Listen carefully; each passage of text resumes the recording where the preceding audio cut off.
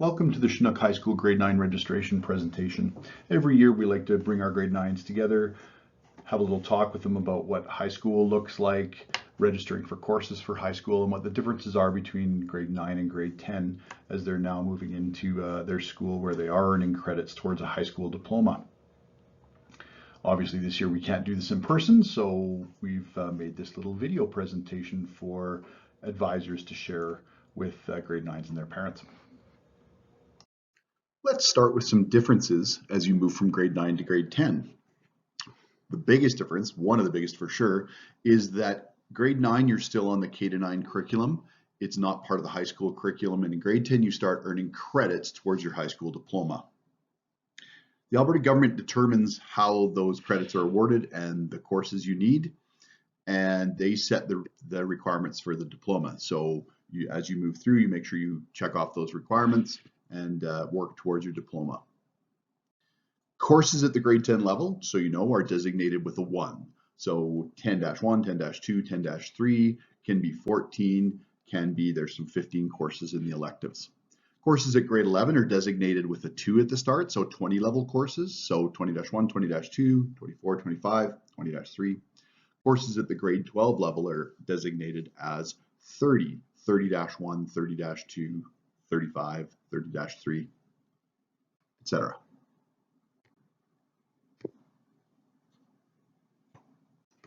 There are some other major differences as you move from grade 9 to 10.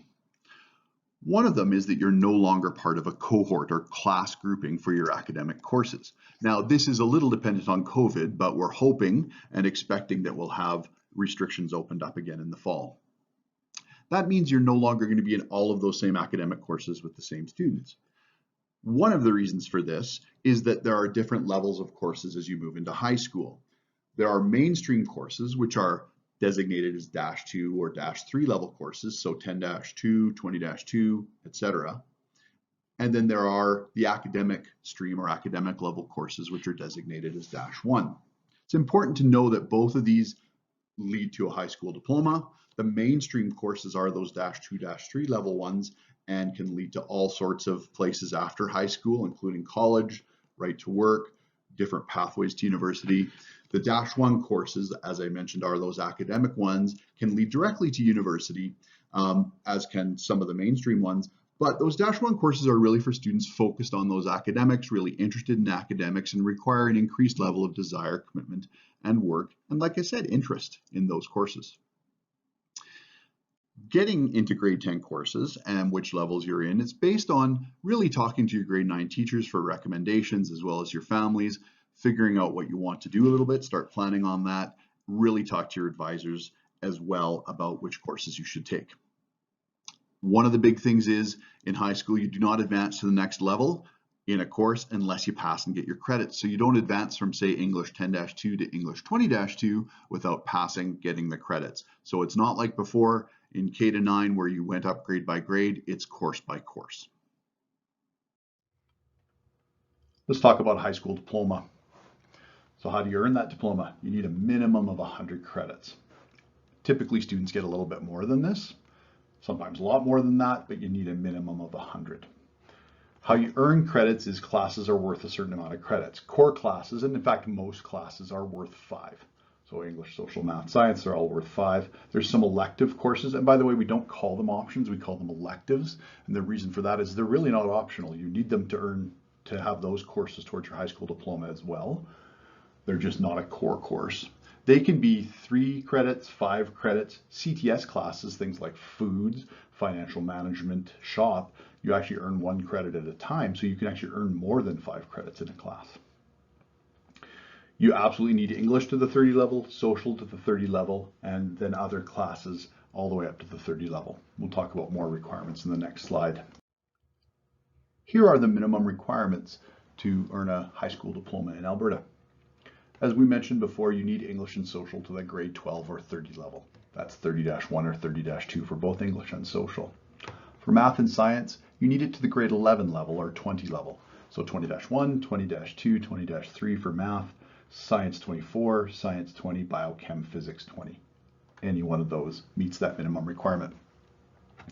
For physical education, you need at least 3 credits in that typically at the grade 10 level. Career and life management, you also need 3 credits in that course. That's a course that we have done at grade 10 as well. And that's a very valuable course in terms of planning for your life, looking at relationships, what life looks like when you move out after school, career and life management kind of things. That's a very important course to have and a high school requirement. The next category is your elective courses. And remember, I said we call these elective courses because they're required for graduation. Career and technology studies, shop, foods, fashions, things like digital media, financial management all fit into that category. Or fine arts, fine and performing arts, things like drama, choir, band, art, dance, all fit into that category. Or second languages, in our case, Spanish or French. There's some other courses.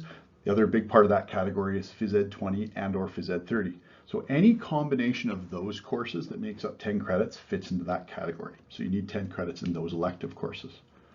You also need 10 more credits at the grade 12 level other than English and social. So remember we said you need English and social at grade 12. You do need 10 other credits or 2 other courses, typically 2 other courses that make up those 10 credits. That can, by the way, be work experience as well. It can also be math, science, any one of the elective courses, fine and performing arts, CTS, so anything that makes up those 10 credits there. And then 24 other credits from any category, and that makes up 100. As I mentioned, lots of people get over 100, and we try to aim for a little bit more than 100, but those are the minimum requirements. If you have goals specific to a profession or attending college or university or anything past high school, that's when we start looking at which do you take, -1 or -2, extra courses in the sciences at grade 12 level, or extra courses in the fine arts, CTS, Phys Ed courses that might get you to where you want to go. And that's where it's really important to plan with your advisor or the counseling staff to move forward on that. So those are the things you need to look at as you move into grade 10. One thing I will say, no choices you make now going into grade 10 are final. We can always adjust as we go along. Keep talking, keep planning. We'll keep making those adjustments as we go along. Definitely don't panic. As you progress through your courses, one of the things I mentioned is nothing that you choose now locks you into a path. And we just quickly want to show you these, that in each of the 4 courses, there's ways of moving between the different streams or levels. So 10-1, 10-2, right? Remember, minimum requirements are either 10-1 or 10-2 for a diploma, and there's ways to move between them depending on where you're at in your educational career and where you're at with what you want to do after high school. So you might start in 10-1, this is the English chart, and decide, it's not really for you, you're not interested in moving on to university, don't need the -1, you're going to drop down to the -2. There's ways of getting back if you then change your mind, or you start in 10-2, build your skills, ways of moving up to the -1. So there's lots of leeway for moving. English and social are similar. It's a little bit different in math and science. Math and science, any of those lateral transfers typically happen at the grade 10 level. And if you're going into the -1 or -2 streams in math, you do need to take that Math 10C course, right? But again, there's ways of moving down. And if you go back to different levels, there's ways of moving back and forth between them. For science, once again, Science 10 is sort of how you lead into things like biology, chemistry, physics, as well as there's also general science, 20 and 30, which is a diploma route. But remember, 1424 is that graduation requirement. Do want to point out Science 20, Science 30, and the fact that you can move from any 20 level science, not Science 24, but any other 20 level science into that Science 30 route. And that's a course that more and more people are starting to take if they don't want to specialize in a particular science. Social studies, very similar to English. English and social, remember all those courses you need to the grade 12 level. You can move back and forth quite easily there. So just be aware of that. We would like you to think about some academic goals for grade 10 and have set up some guidelines around that. First of all, we want everyone, if possible, to earn 40 to 42 credits in their grade 10 year. And the reason we say 42 is because of the way the courses are set up, and we'll explain that a little later. Which means you're going to take 4 courses each semester, full courses. Grade 10, we don't want you to have spares. There's a very good reason for that, is that actually builds in that foundation and builds you lots of time as you move through grade 11 and 12, So if you have to make some different decisions around courses, your goals change, that gives you some time to do that. Part of what you'll take in grade 10 is Phys Ed 10, Com 20. Those are both graduation requirements you might remember from before. We try to do those in grade 10, get those done early. Part of that you're going to complete what's called HCS 3000 or Workplace Safety Systems, and that's the prerequisite course for things like work experience and RAP.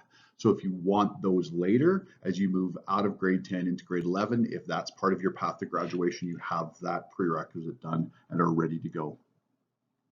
One of the academic goals is think about how you're utilizing flex time. And for you guys, you didn't get a lot of flex time this year. There were some flex Fridays, but how are you utilizing that as we move back to a more regular flex time scenario in the fall? Utilize that, figure out how that works for you, which teachers you need to talk to, how much of that time you need to spend for finishing work, studying, and getting questions answered, and really investigate that and explore as you go along. Once again, remember, academically, no decision you make is final or fatal to your life, career, or academic goals in grade 10. There's lots of room. That's one of the reasons for the 42 credits in grade 10 to make some different decisions and different pathways to take. Over and above academic goals, we want people to really work on some personal goals as they move into grade 10 through grade 11 and grade 12. Keep thinking about what we always say about knowing your why. Aim for growth, take ownership. We want everyone to have ownership of their progress and their learning as they move through high school. And part of that is take a look at, be able to self-reflect, noticing what your learning looks like. Do you tend to avoid? Do you want to procrastinate? Do you need some support? Do you know where to get that? Those are questions you should be starting to ask yourself now and getting some help with that if you need. Make sure you acknowledge your success, and that might include grades, but it might be beyond grades. Acknowledge that you're going to grow over time. Guarantee you're going to be a different person now than you are in grade 12. And that there's going to be challenges along the way, and that's the only way you learn and grow. We want to make sure that we help you navigate those challenges in a positive way.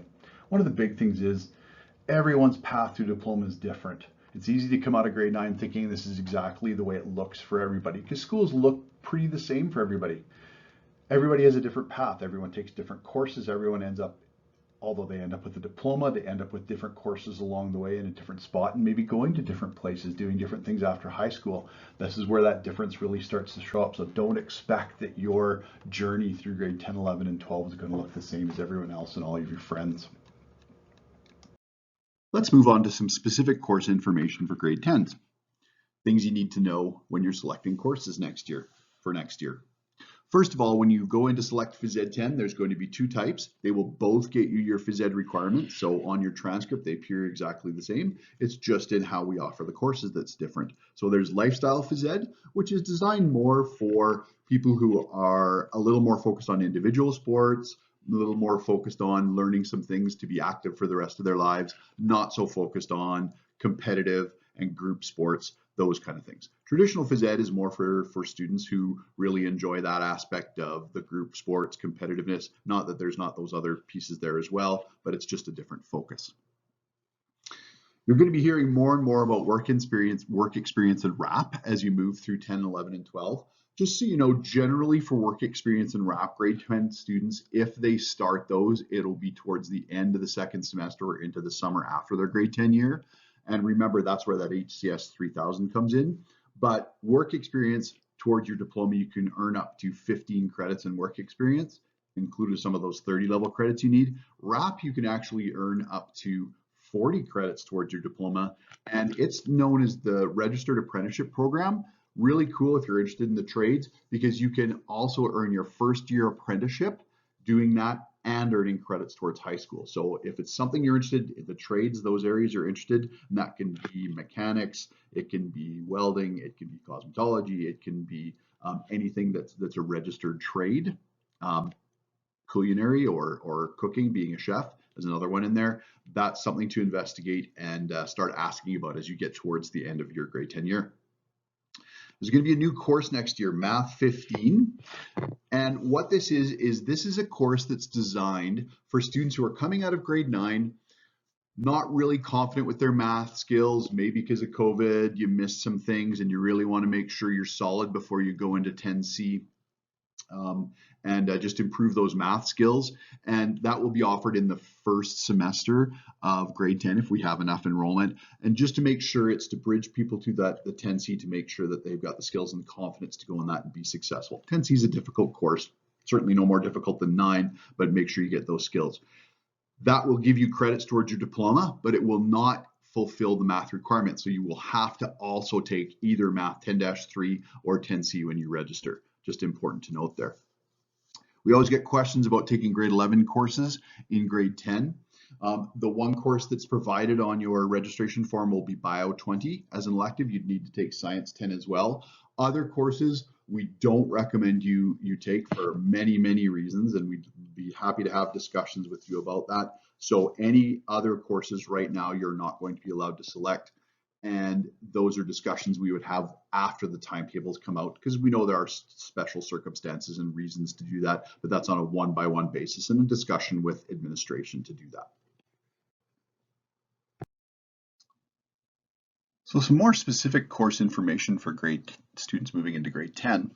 First of all, where do you find information about high school courses? Well, obviously you can talk to your teachers, but there is the course description booklet, which will be posted on the website and on the all students and staff team for you to look at to see what courses are offered. And I really encourage you to take a look at this. Make sure you know the variety of courses that are offered in grades 10 through 12. Some of the electives are different than they are in grade 9. Some other things you should know, band and concert choir for grade 10 to 11 are going to be offered at Flex, and this is to enable all the grades to be able to get together. Otherwise, it's very difficult to timetable. And there are some new offerings you should check out. For the first time this year, we're going to be offering Italian language and culture 10. So anyone interested in that, please sign up for that. We're going to be doing a specific photography 10, 20, 30 course looking at the visual art of photography, which is different than digital media because those include some other courses. Have a look at those.